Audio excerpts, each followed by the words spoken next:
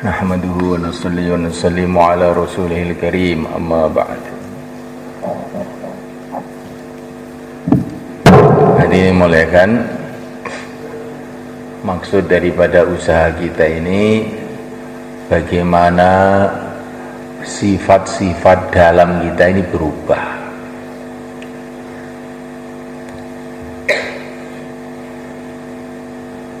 Karena amalan-amalan yang dohir saja ini belum cukup untuk mendatangkan ridho Allah. Para sahabat sholat, kita sholat, sama sholatnya, tapi hasilnya kok berbeda. Yang beda itu apanya? Bukan sholatnya yang beda, orangnya yang beda. Orangnya yang beda. Para sahabat itu punya sifat-sifat yang dicintai oleh Allah, sehingga sholatnya diterima oleh Allah, doanya diterima oleh Allah, amalannya dibarokai oleh Allah. Yang beda itu hatinya itu.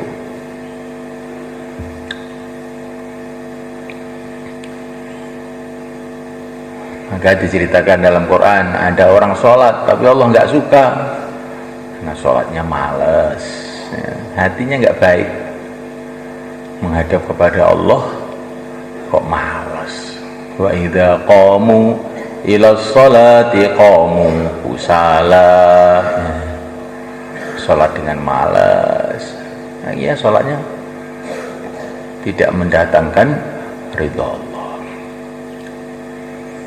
Maka bagaimana supaya terjadi perubahan ini? Hakikatnya yang bisa merubah hanya Allah, tapi Allah subhanahu wa ta'ala memberikan contoh kepada kita, yaitu kehidupan yang mulia Nabi Agung Muhammad SAW. Bagaimana beliau mendidik murid-muridnya, santri-santrinya, yaitu para sahabat. Dididik apa? Ini panjang ceritanya, ringkasnya dididik untuk bersama-sama dengan beliau dalam perjuangannya, dalam segala urusannya selama 23 tahun. Bukan selama 4 bulan, selama berapa? 23 tahun. Seumpama untuk mendidik umat ini cukup 4 bulan, itu Rasulullah dikirim 4 bulan terus dipanggil oleh Allah, udah selesai. Sayyidul Anbiya untuk mendidik umat ini dikasih waktu berapa? 23 tahun. Gurunya guru yang terbaik seluruh alam, muridnya murid yang terbaik seluruh alam. Tamatnya ini berapa? 23 tahun. Lah kita ini gurunya ngantukan, muridnya bodoh, tapi 4 bulan saja sudah cukup. Cukup bagaimana? 4 bulan ini bukan maksud, 4 bulan ini hanya untuk memulai. Maksud kita ya seumur hidup kita, insyaallah, boleh kan?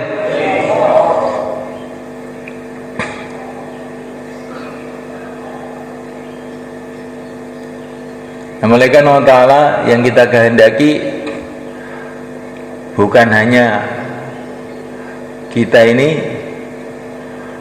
punya keyakinan Allah yang berkuasa, Allah yang menentukan segala-galanya. Semua orang Islam punya keyakinan seperti itu. Kalau tidak punya keyakinan seperti itu ya kafir. Tapi yang kita kehendaki bukan hanya itu, bagaimana keyakinan ini menjadi sifat, berubah menjadi sifat. Jadi sifat itu bagaimana? Tanpa disengaja, tanpa dipikir, yang diingat hanya Allah. Ada masalah apa-apa, doa kepada Allah. Yang ditakuti hanya Allah. Bahkan lama-lama yang dicintai hanya Allah. Ini namanya sudah sifat.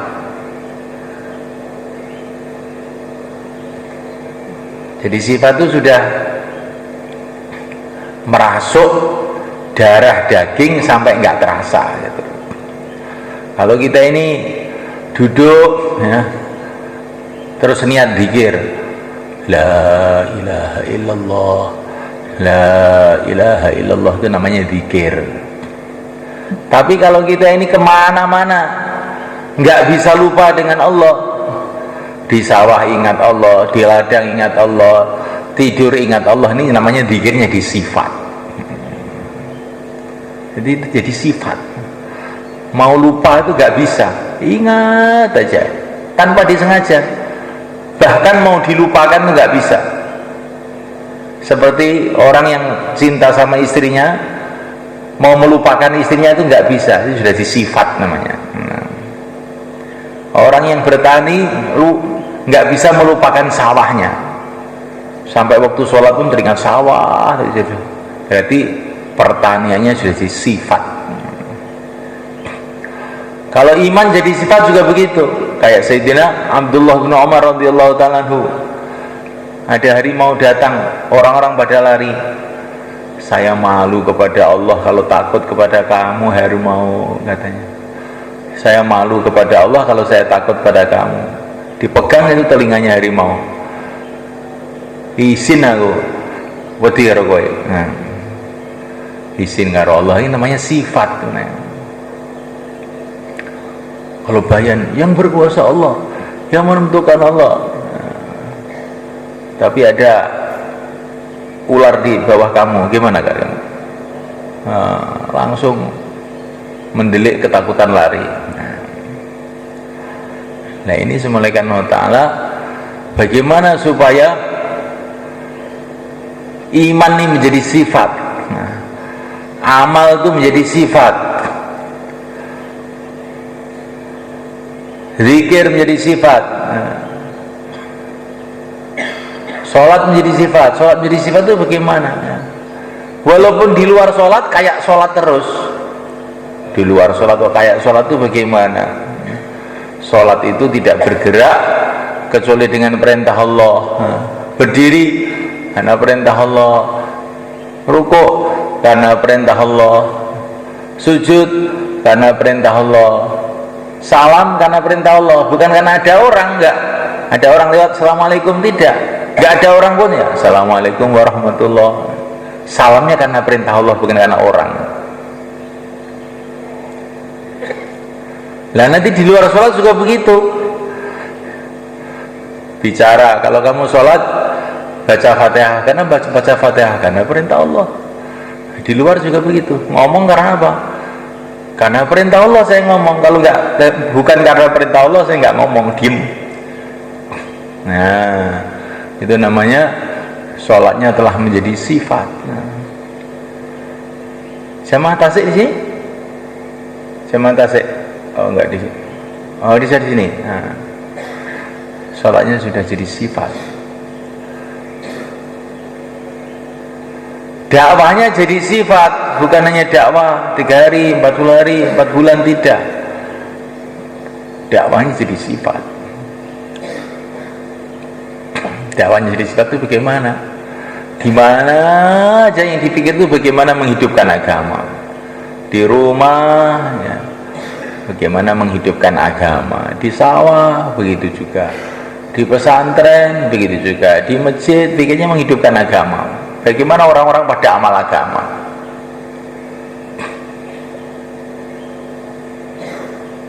Sayyidina Sufyan Ats-Tsauri, ini ulama besar zaman tabi'in. Beliau ini kalau melihat ada orang tidak amal agama itu, saking sedihnya itu sampai kencing darah. Nggak kuat melihat ada orang nggak amal agama itu, sumpahnya itu nggak karuan. Nah, ini namanya dakwahnya jadi sifat. Sampai sakaratul maut, di seorang sahabat ditusuk oleh orang kafir.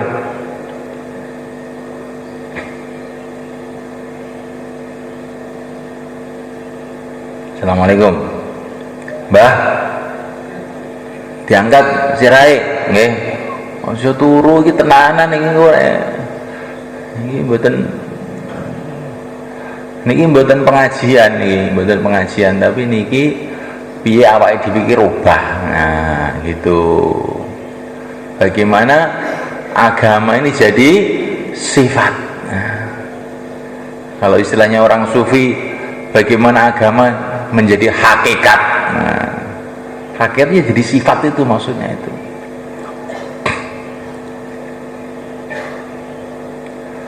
Sampai yang mulia Nabi Agung Muhammad SAW dalam keadaan sakaratul maut masih dakwah. Sakaratul maut masih berteriak-teriak, jaga sholat, jaga sholat. Nah, dalam keadaan sakaratul maut masih membentuk jamaah. 3.000 orang akan dikirim ke negeri Rum. Nah, coba ini malaikat. Ini tandanya orang itu punya sifat itu begitu itu. Sudah setengah mati, sudah sakaratul maut, dalam keadaan kesakitan yang luar biasa, masih terus saja. Kayak Sayyidina Umar radhiyallahu ta'ala anhu, dalam keadaan sakaratul maut, darah bercucuran dari perut beliau. Ada anak muda lewat menjenguk beliau, sarungnya ini terlalu ke bawah, menutupi mata kaki. Maka dipanggil, anak muda, diangkat sarungnya ya. Itu akan lebih mendatangkan takwa kepada hati kamu dan lebih membersihkan sarung kamu, nggak kena kotoran. Ini keadaan sakaratul maut, bukan di kelas, bukan. Ini namanya sifat, namanya sifat. Syekh Junaid Al-Baghdadi rahimahullah malaikat dalam keadaan sakaratul maut masih ngatamkan Quran. Ngatam Quran. Santri-santrinya, Syekh, sudah kayak begini kok masih baca Quran aja. Ini malaikat sudah mau nutup buku nih, saya khatamkan. Coba ya. Seorang sahabat dalam keadaan jihad perang dan beliau ini puasa, sudah nggak kuat apa-apa itu loh malaikat, nggak mau berbuka. Ini hari terakhir saya di dunia kok berbuka. Beliau pesan sama temannya, coba siapkan air dekat saya, nanti kalau saya maghrib kok masih hidup saya tak minum, kalau maghrib udah mati tak minum di surga aja. Nah, itu namanya sifat. Namanya apa? Sifat. Keadaan sangat-sangat genting pun nggak lupa, itu namanya sudah sifat. Lah kita ini bagaimana supaya sifat berubah? Kalau kita ini istiqomah terus, orang itu tahajud terus, di rumah tahajud, waktu keluar tahajud, waktu safar tahajud, di kereta api tahajud, lama-lama jadi sifat. Kayak Maulana Umar itu orang tua kita di Nizamudin. Beliau menghadiri satu istimak di daerah itu, tengah-tengah istimak geblak, sakit, akhirnya digotong, masukkan kereta api, mau dibawa ke markas. Itu sudah keadaan sudah bainal hayat wal maut, setengah mati, masih tahajud. Sebelum tahajud masih targhib dulu, jangan kamu tinggalkan tahajud ya. Dakwah dengan tahajud itu nggak bisa dipisah, jangan kamu tinggalkan ya, terus tahajud sampai ini mungkin wafat. Itu namanya orang sudah jadi sifat tuh kayak gitu. Lah orang itu jadi sifat ini bukan mesti kalau sudah lama. Sejauh mana orang itu sungguh-sungguh, maka akan berubah sifatnya. Dulu ada orang Sukomoro itu. Sukomoro aja, bukan sahabat, Sukomoro ini loh. Waktu markasnya masih di Manisjo itu. Pertama kali keluar 3 hari.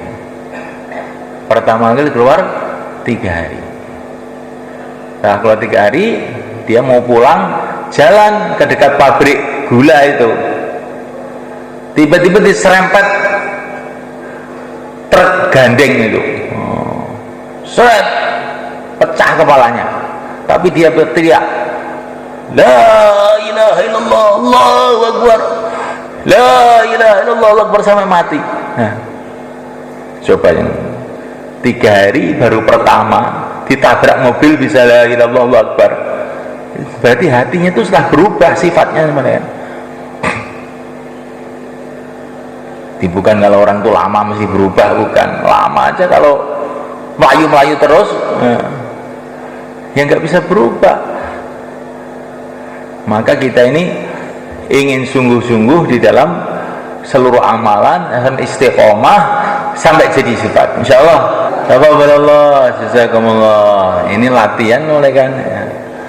Pertama kali diulang-ulang sehingga akhirnya timbul niat, timbul amal, istiqomah, terus jadi sifat. Itu mau kita, insyaallah mulai kan, dengan minta pertolongan kepada Allah.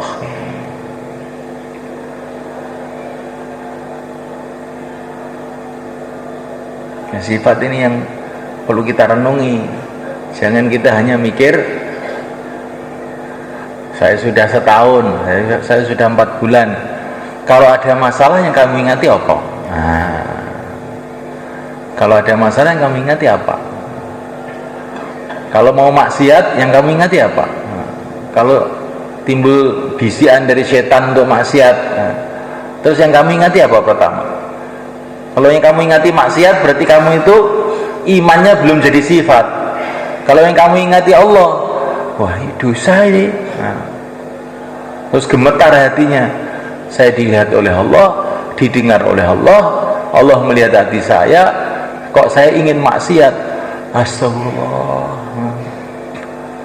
Keinginan maksiat itu justru menimbulkan istighfar, menimbulkan tangisan, menimbulkan malu kepada Allah. Ini berarti sudah ada sifat. Jadi kalau hatinya ingin maksiat, kok terus tiba-tiba malah, wah ini mumpung nggak ada orang yang kesempatan ini, nah ini berarti kita ini belum ada sifat, belum ada sifat.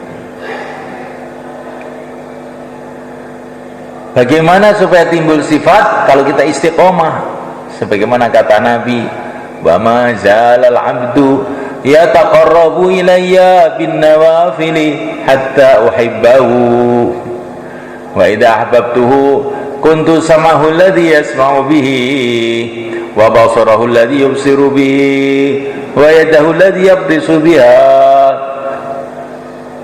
wa fi riwayatin wa lisanahu alladhi yantiqu bihi wa la in sa'alani la'utiyanna wa la in ista'adani la'uidhanna.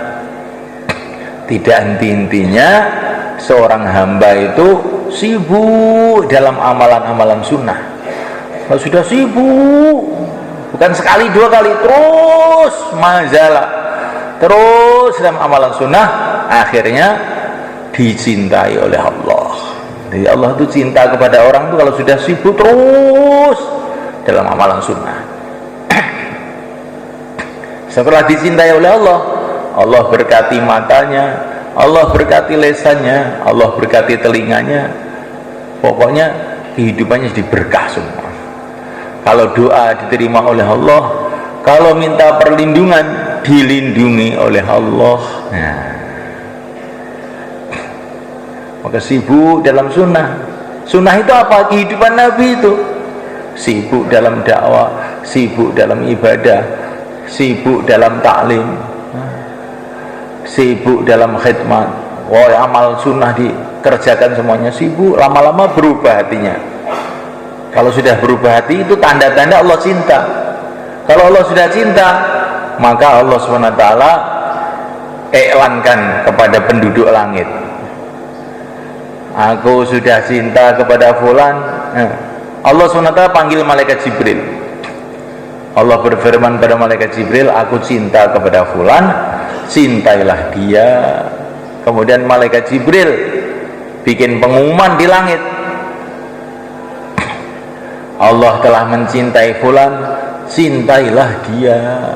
Fawudi'alahul qabul fil ard. Akhirnya orang-orang bumi pun, maksudnya orang-orang soleh, pada cinta sama dia. Kalau orang-orang pada cinta sama dia, akhirnya dakwahnya sukses. Jadi kalau kita ini dakwah belum laku-laku, itu maknanya ini kita ini di langit belum laku juga. Nah, gitu. Jangan nyalahkan orang. Berarti saya ini masih banyak jahatnya ini saya ini. Nah. Jadi bagaimana sibuk di dalam amalan itu. Nabiullah Musa alaihissalam, Nabiullah Harun alaihissalam dikasih bayan hidayah oleh Allah Jalla Jalaluhu. Wala taniya fi dzikri, jangan kamu berhenti dari zikir. Nah, orang tidak berhenti dari zikir apa enggak tidur? Oh, enggak boleh berhenti dari zikir. Berarti zikir terus 24 jam apa ya bisa? Kalau zikir dengan lesan ya nggak bisa. Nanti ngomong sama orang ya lupa. Tapi kalau zikir itu sudah jadi sifat dalam hati, zikir itu jadi 24 jam. Ngomong dengan orang, tapi hatinya kepada Allah. Kerja di sawah, hatinya kepada Allah. Di mana saja hatinya kepada Allah, sampai tidur pun hatinya kepada Allah. Tidur kelihatannya aja, hatinya ingat terus. Ini namanya jadi sifat. Nah, kita ingin semua kehidupan Nabi itu jadi sifat dalam kehidupan kita ini. Maka kita istiqomah terus dan konsentrasi, karena kita ini orang penyakitnya banyak. Orang yang penyakitnya banyak itu harus diopnam di rumah sakit, nggak boleh keluar-keluar. Begitu juga kita ini penyakitnya banyak, harus konsentrasi. Kalau 3 hari betul, nggak boleh pegang HP, nggak boleh bicara dunia. Nah, konsentrasi terus 72 jam di dalam amal. Nanti insya Allah habis 3 hari plong, hatinya ada perubahan. Sehingga 3 hari itu jadi kekuatan untuk istiqomah selama 1 bulan. 40 hari begitu juga. Kalau 40 hari itu betul-betul konsentrasi dalam amal, nanti 40 hari itu berubah hatinya. Dalam satu hadis dikatakan, barang siapa ikhlas murni karena Allah hidupnya selama 40 hari, tidak jual tidak beli. Loh, padahal jual beli kan halal, bahkan itu ibadah. Tapi yang dikehendaki Nabi ini 40 hari khusus untuk amal saja, nggak mikir-mikir yang lain. Maka Allah akan berikan hikmah di dalam hatinya yang keluar kepada lesannya. Kita ingin 40 hari itu konsentrasi penuh, nggak mikir apa-apa gitu. Sebelum berangkat itu sudah kita siapkan semua bekalnya. Kalau mau beli sikat gigi ya sikat giginya, siwak-siwaknya, beli sarung-sarungnya. Berangkat itu sudah nggak ngurus jual beli, biar konsentrasi. Kalau perlu kayak para sahabat dulu, bekalnya sudah dibawa, nggak ada jual beli di jalan. Nah, ini nanti kalau konsentrasi betul 40 hari, Allah Subhanahu wa taala akan berikan hikmah di dalam hati. Hikmah itu bagaimana? Orang itu bijak bagaimana membuat hubungan yang baik dengan Allah, bijak bagaimana membuat hubungan baik dengan hamba-hamba Allah, hubungannya dengan Allah baik, dengan hamba Allah baik. Pokoknya bijak tuh opo-opo ngerti gitu. Orang opo-opo ora paham, salah paham. Nek diseneni malah salah paham, nek gak diseneni orang Jawa, wis jenenge wong ora bijak. Kalau jadi pimpinan nyelentak, kalau jadi bawahan nyeruduk, ngerti ya men? Nah, itu namanya orang tidak bijak, ditaruh di mana saja tidak pas. Jadi kayak wereng, di sawah ngerusak sawah, di masjid ganggu orang sholat, di rumah ganggu orang di rumah, itulah namanya wereng. Tapi kalau orang itu bijak, di masjid mendatangkan kesegaran di masjid, Masya Allah. Setelah datangnya dia ini, masjid itu terang benderang, amalan hidup. Di rumah mendatangkan kesegaran di rumah, yang semerawut hilang. Di sawah pun petani-petani keluar 4 bulan jadi sebab dia. Nah, ini namanya orang bijak. Kalau orang nggak bijak itu ikut dakwah ya tambah nyusahkan temannya, di rumah nyusahkan keluarganya, kalau di sawah nyolong banyu. Jadi orang tidak bijak, ditaruh di mana aja. Kalau suruh sholat malah pikirannya ngalor ngidul. Tapi kalau sudah bijak, enggak, saya menghadap pada Allah, konsentrasi betul. Nah, ini diantara jalannya 40 hari konsentrasi hanya untuk Allah saja. Insyaallah mulai kan. Terus 4 bulan. Karena 40 hari itu biasanya masih ada aja teledor-teledornya, maka ditambal 40 hari kedua biar lebih sempurna lagi, 40 hari ketiga biar lebih sempurna lagi. Bagaimana tambah? Keluar kita ini tambah lama, tambah meningkat. 6 bulan tambah baik lagi, tambah baik lagi, begitu.